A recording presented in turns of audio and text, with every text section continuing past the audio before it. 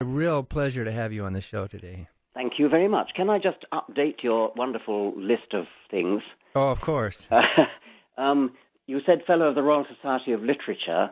I'm rather more proud of Fellow of the Royal Society. Yes. Which, although it is quite nice to have both a scientific and a literary fellowship.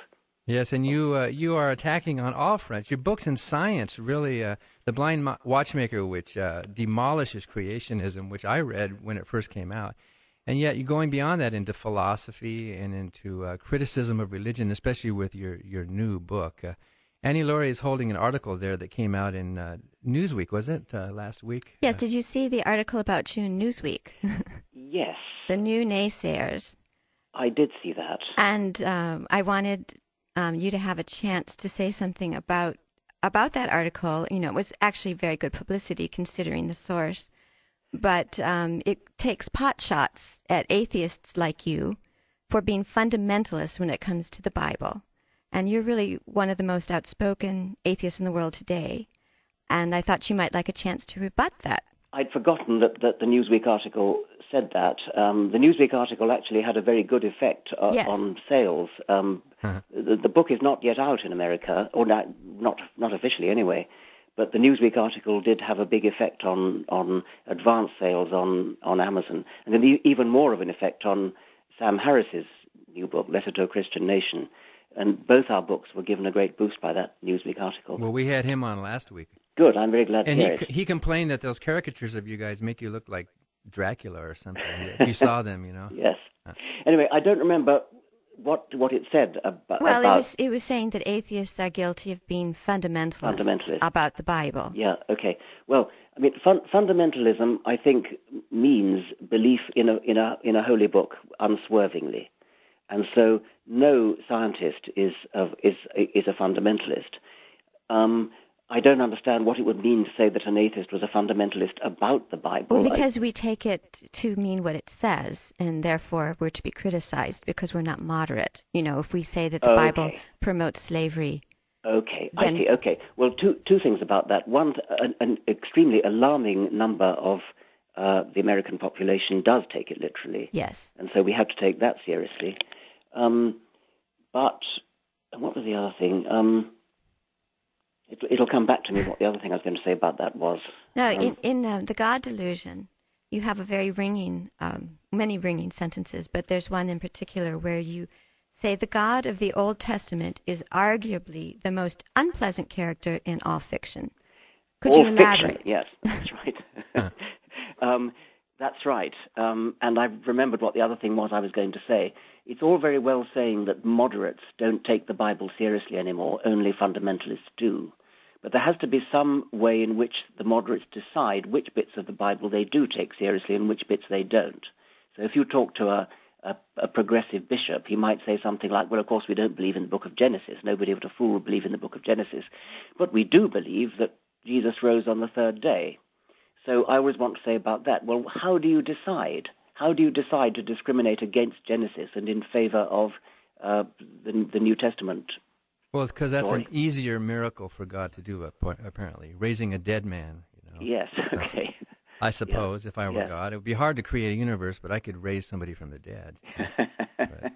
Now, I think the purpose of the God Delusion is you state in your preface that you'd really like someone who's reading it, if they're not an atheist already, to be an atheist by the time they're through reading your book. Yeah, pretty forlorn hope, I suppose, but one wants to aim high. But so you take people by the hand and you go through all the different arguments for God and religion and the Bible. Yes. And then you end it with, talking about how you can have ethics without God. And I think the chapter that I like the best is chapter 8, What's Wrong with Religion, Why Be So Hostile? Which really gets to the whole point of your book. Yes. Could you talk a little bit about that? Right. Well, one reason for being hostile, I think, is that as a scientist, it's very apparent that religion is an alternative worldview, which is a competitor for scientific truth, and that it teaches people to think in an unscientific way about subjects that really require a scientific method of thought. And it shows itself in particular in my own field of evolution, where that science, that basic science, which is fundamental to the whole of biology, is actively subverted in American schools. So that's one reason to be hostile.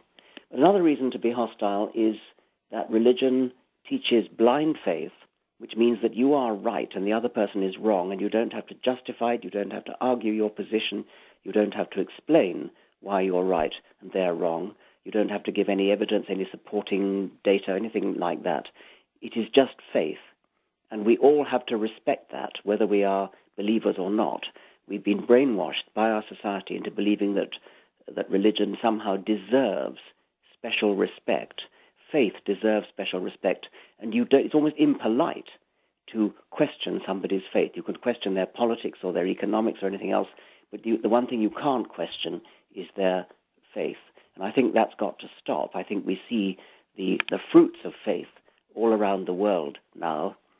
We see, on the one hand, in the Islamic world, people who are driven by their faith to kill, to behead, to torture, to suicide bombs.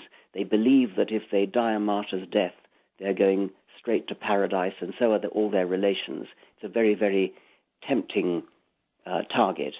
Well, then on 9/11, you commented on the religious connections between the terrorist act, and 4 days after 9/11, on September the 15th, you had an article in The Guardian called "It's Time to Stand Up," really pointing a finger at religion as the basic problem. Yes, absolutely. I mean, I think that it's such a powerful motive. There are, of course, other motives for going to war, and religion probably wasn't a motive, say, in the First World War or the Second World War. So there are other motives, but it's a very, very powerful motive if you think that the God that you've worshipped ever since your madrasa school is calling you to go and fight the infidel. If your holy book tells you that all infidels deserve death, then that is a very powerful motive, and that's on the Islamic side. But conversely, on the American side, the side that I call the American Taliban, the Christian fascists who are rapidly trying to take over the country at the moment, there's a substantial number of them who believe that Armageddon, which they long for, is nuclear war. They long for nuclear war because nuclear war will presage the second coming of Christ. So on the one hand, we've got Christians who think that. On the other hand, we've got Muslims who think that a martyr's death is the fast track to paradise. It's a poor lookout for the world. Well, yes, and then I wondered if you had some comments about the Pope and his recent foot in the mouth about the Islam religion and then their reaction. Yes, well, I think that the Pope got it right. I mean, when he was talking about Islam, he's certainly right that there is a fundamental incompatibility, and a very dangerous incompatibility between Islam and Christianity. But if you read the rest of his speech, what he didn't get right is that there is also a fundamental divide between faith on the one, all faiths on the one hand, and scientific rationality on the other. Well, and then he talked about how Muhammad wanted to spread faith by the sword, and that's in the Quran. Yes. But it's also in the New Testament that Jesus said, "I came not to bring peace, but a sword." So he sort of had a person in a glass house throwing a stone. Yeah, who is he? His church who started the Crusades. Who is he to lecture them about violence? That's right. But it is scary to see this escalate.